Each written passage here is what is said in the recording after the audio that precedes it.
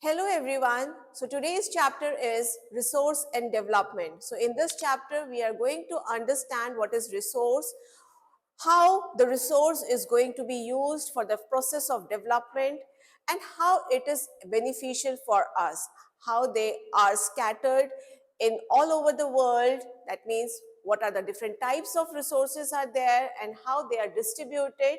All this we are going to understand in this chapter.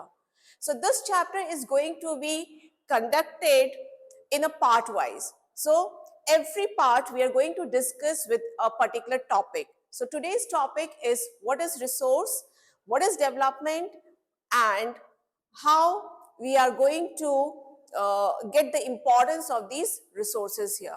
So start with the topic. First, we need to understand what is resource. Now, resource is anything that is found in our surrounding, whether it is a pen, pencil, desks, benches, house, road, buses, all these which are found in our surrounding, even the air, the soil, the water, the land, all these which are there in our surrounding, they are a resource. But to become a resource, you have to understand that whatever the things are available in a surrounding cannot be termed as resource until and unless we use it for our necessity, to fulfill our demand, to accomplish our desire, economically feasible. That means economically, if we are able to afford that, if we are accepting that, that is the society, if it is accepting that, then only it become a resource. That means anything can be a resource until and unless it can be used as a beneficial for us. Okay. So in this chapter, already the definition, the meaning of a resource is given, that everything that is available in our surrounding which can be used to satisfy our needs, right? Just now I said that when it fulfills our needs, fulfills our desires, then, and technologically accessible, so we can extract that resource with the help of a technology. Until and unless we are not able to extract that resource, it cannot be a resource. So economically feasible, we can afford, we can convenient to have, we have that convenience, we have that potentiality to acquire that economically, and culturally acceptable. So the culture, the society need to accept that, then only it is termed to be known as a resource. Now we'll take an example. Okay. Now, for example, this pen. This pen, it is a resource when we are using it. So now this is a pen which we are using it, so it is a resource. But for some other person, it cannot be a resource. Why? Maybe he cannot afford this pen economically. He cannot get this because he is not able to afford to purchase this pen. So for that person, it is not a resource, but for me, it is a resource. So it varies from person to person. The society need to accept that if a person is skillful, if he is beneficial for the society, for example, doctor, engineer, they are can be termed as a resource and the society is accepting. So thus, he or she is a resource for that. If the society is not accepting, like criminals, these people, they are not beneficial for the society, so we are not accepting that. So that's why they are not a resource for us, because they are not beneficial for us, not beneficial for the society. So thus, to become a resource, it need to be satisfying our needs, technologically accessible, economically feasible, and most importantly, culturally acceptable. So the quality and the quantity matters here. Now here,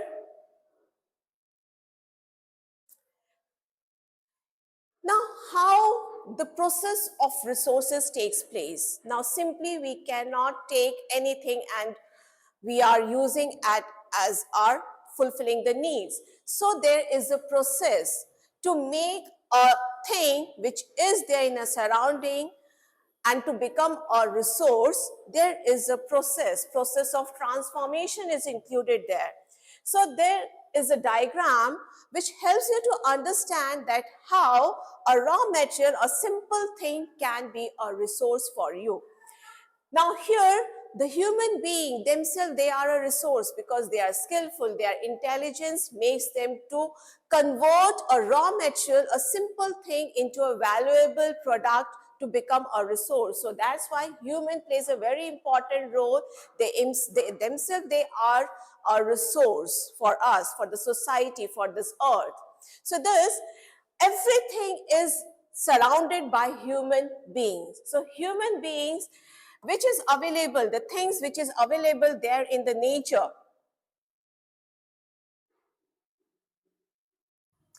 So which is available there in the nature, the physical environment. Just now I said the example, water, air, wind, all this, they are available there in the nature. So who is playing an important role to bring out from the nature? The human beings. So human being is the one element who is extracting the things from the nature, and then with the help of a technology. Now who built this technology? Of course, the human being. So technology helps to extract the resources from the nature. That means the elements which is available there in the nature, they extract it with the help of a technology. So technology is again built by whom? Constructed by whom? Who made the technology? Of course, the human beings. And then, now after extracting our resources from the nature with the help of a technology, they need a processing to be done. Now where these processing is done, from raw material to a valuable finished product? Of course, the institutions like industries, factories, the storage areas. All these are important there. To manage also, the management is also needed. So this all included in the institutions. So this physical nature, that is the physical environment where we get the things, elements in the form of raw materials. We extract it from the help of a technology, and then we convert that in the valuable finished product. So the center role who is playing here to do all this? Human beings. So this whole thing, the whole process leads to the transformation of a thing into a resource.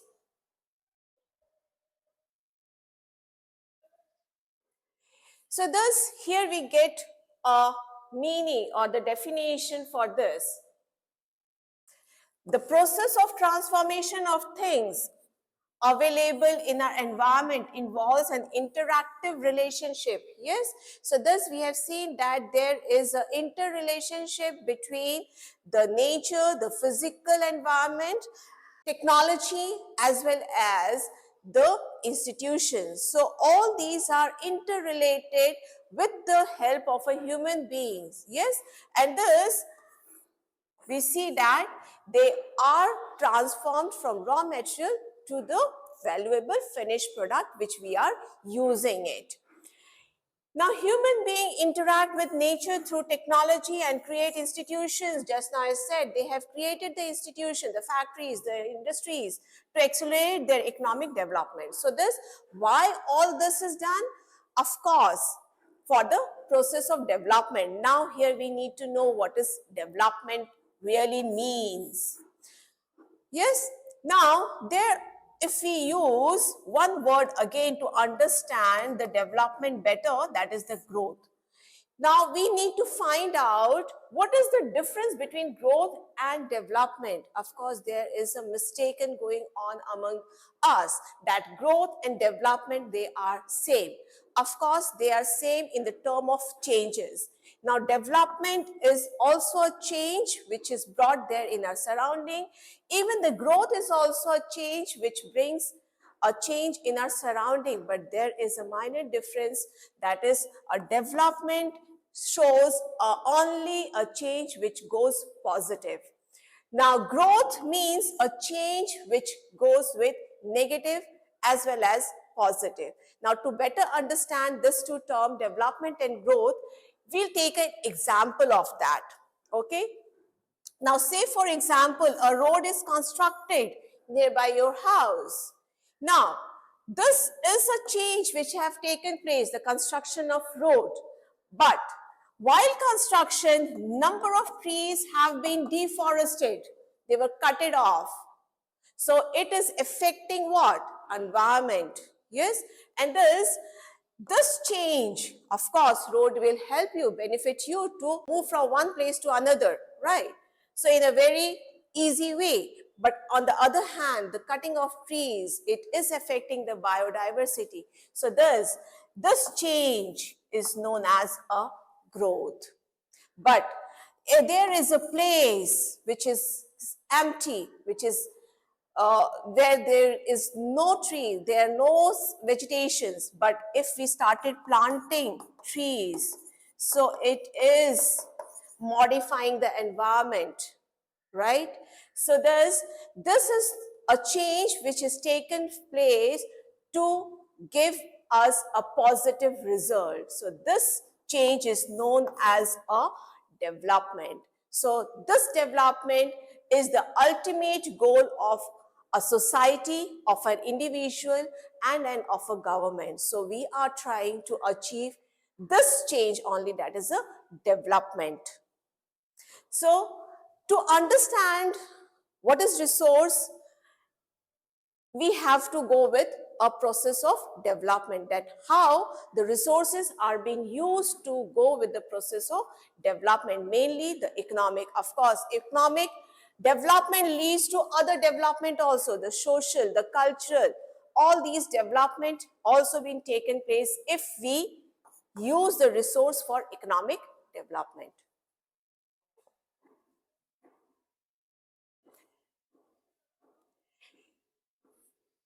Now, just now I said that human, they are playing a very important role to make anything a resourceful.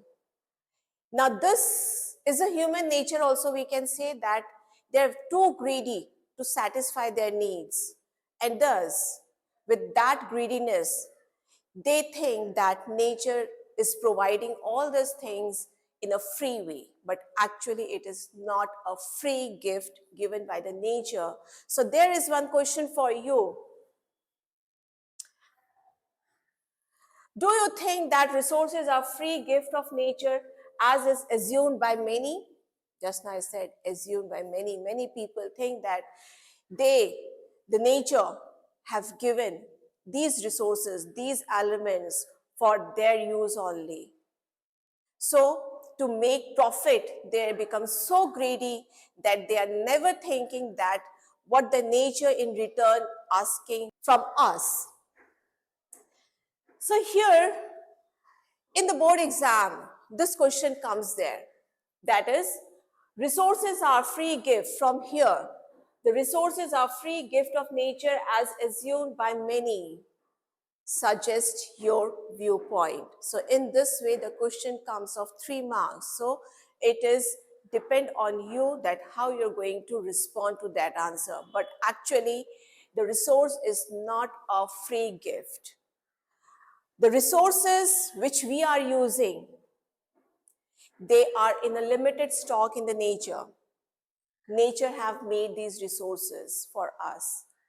The things that we are using it in the form of raw material and converting into valuable goods, we are making it. We are using it through our intelligence. So thus, how we can say that the resources are the free gift. Our work, our intelligence, our hardship is involved in this. So it cannot be a free gift from nature. Next thing, that when nature is giving something in the raw form, we are converting them into a valuable finished product. But if we are using in an indiscriminate way, transforming the raw materials, exploiting the raw materials and converting them into a valuable finished product, of course, in return, the nature also will try to get something from us. So if we are exploitive too much towards nature, the nature can be exploitive towards us.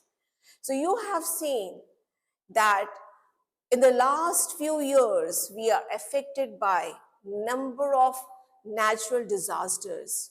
Who are responsible for this? Of course, human beings are responsible for this because they are too much exploitive towards the nature, and thus it is resulting as a disaster. Now here, one word again comes, that what is disaster? Now, to understand the disaster better way, we need to know what is hazard,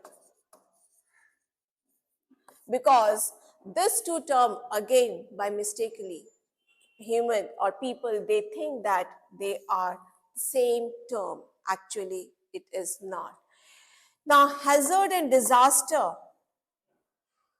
they are the events which takes place over the space. Of course, they are the events like floods, earthquake, all these are the events which takes place there on this earth, right? But there is a difference between these two terms. Disasters, that is the event when it takes place where the human residence is there, where the settlements are there, where people are actively participating. If it is affecting that, if it is taken place there, then that event is known as a disaster. It becomes destructive. It causes loss to their property, loss to their life, and thus they are termed as disaster. And hazard, where population are not there, people are not affected by that event, then it is termed to be known as hazard. Now, hazard become a disaster. It is who making that? It is a human being, their exploitive nature, their indiscriminate use of the resources makes the event a destructive one, a disaster one. So thus, we need to understand that resource is not a free gift. In return, the nature is taking back something, right? So thus, we understood this, that resources are not a free gift. I think it is clear, this topic. Okay, next we move on to the next one. Now, to get a better understanding of a resource, we need to find out that what are the different types of resources are there. We have number of varieties of resources in our earth. And these resources, they are being classified on different ways.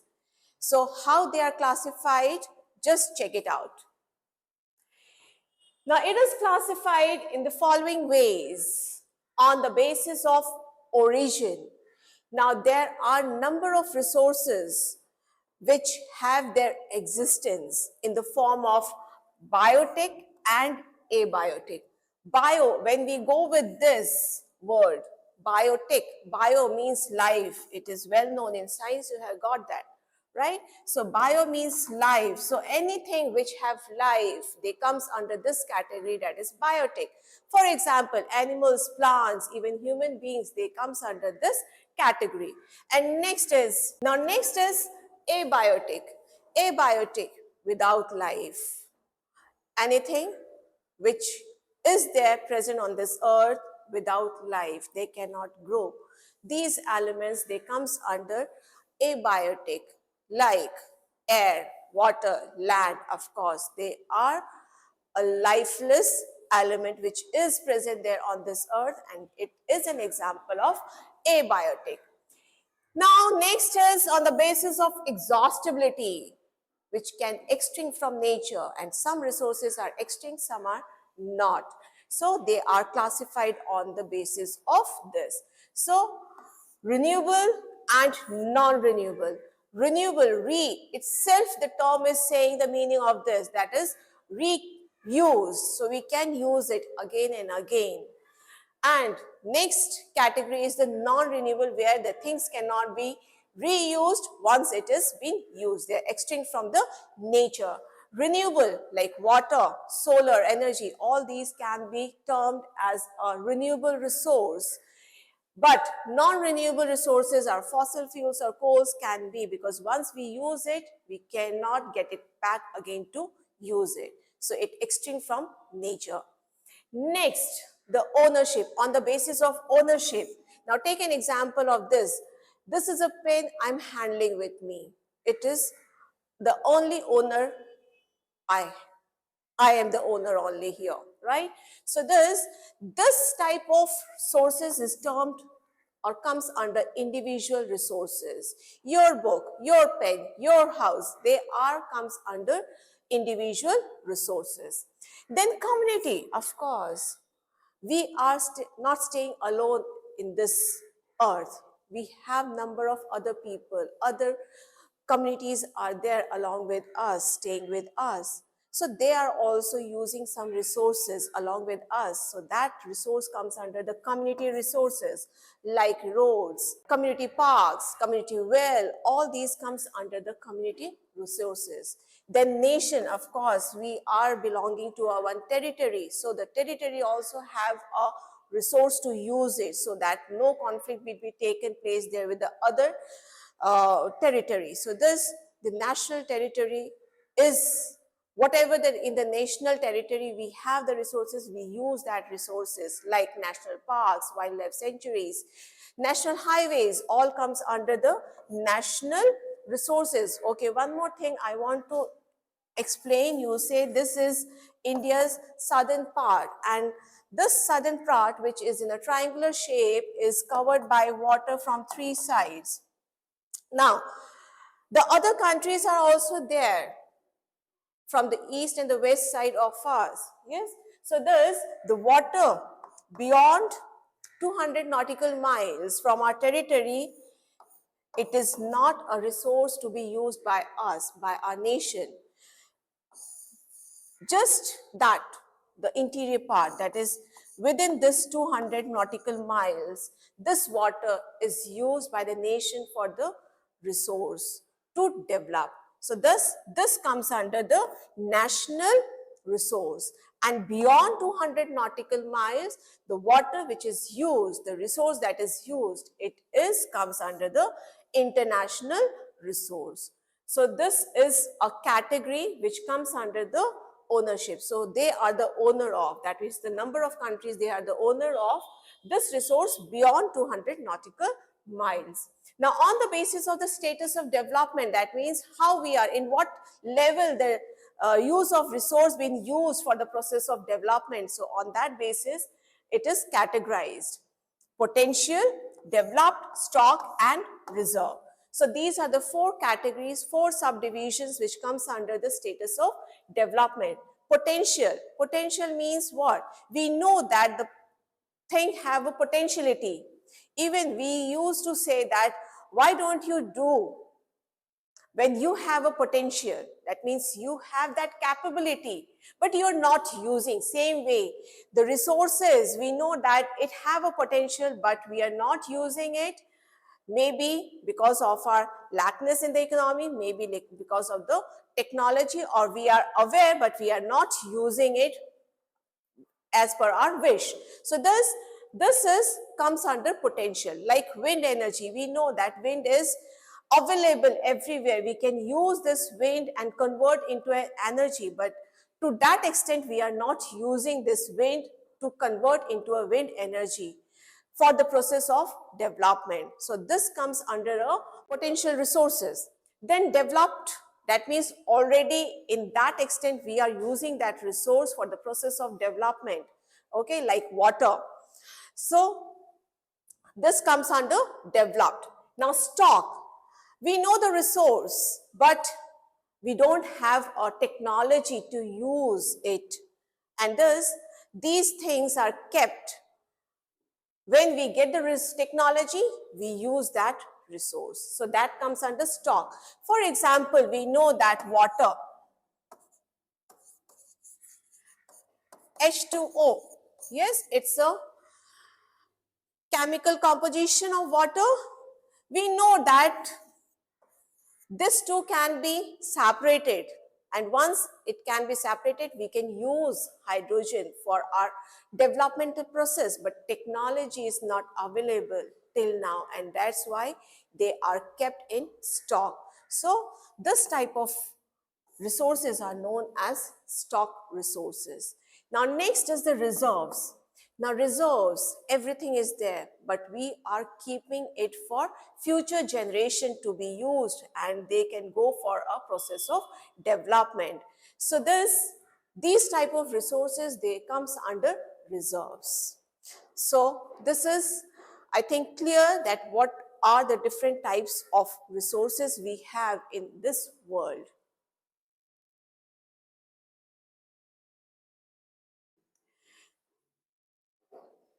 Now come to the chart. It will help you and clear it out, whatever the doubt till now you have.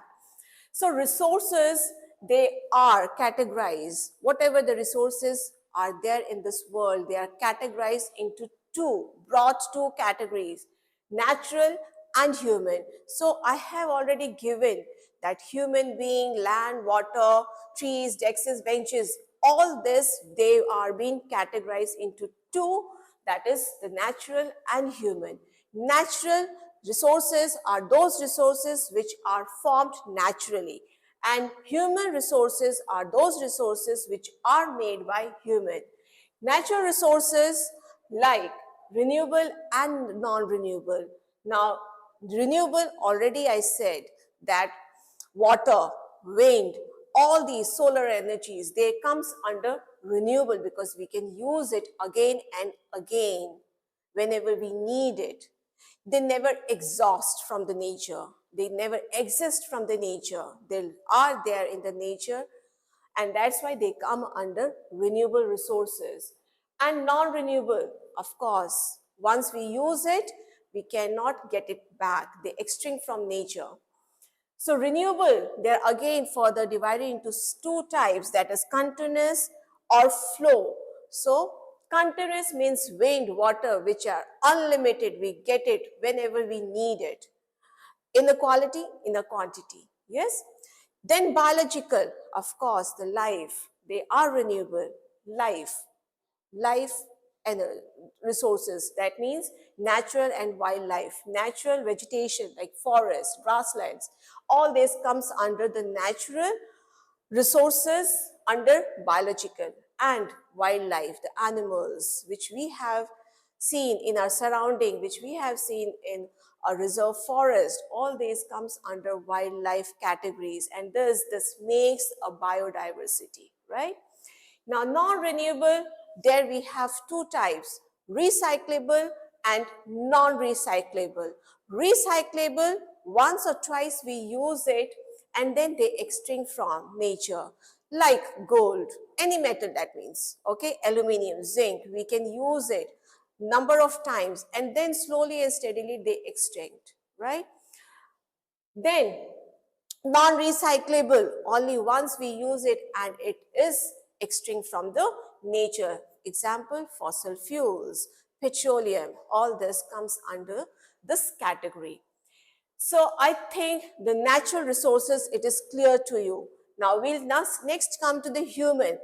The human, a vital role playing there on this earth to make a resource and destroy the resources, right? So thus, the human, they are, comes under two categories, structures and institutions. So they build with their intelligence, with their knowledge, they are constructing the structures like buildings, houses, roads, bridges, all this comes under schools, hospitals, all this comes under this category.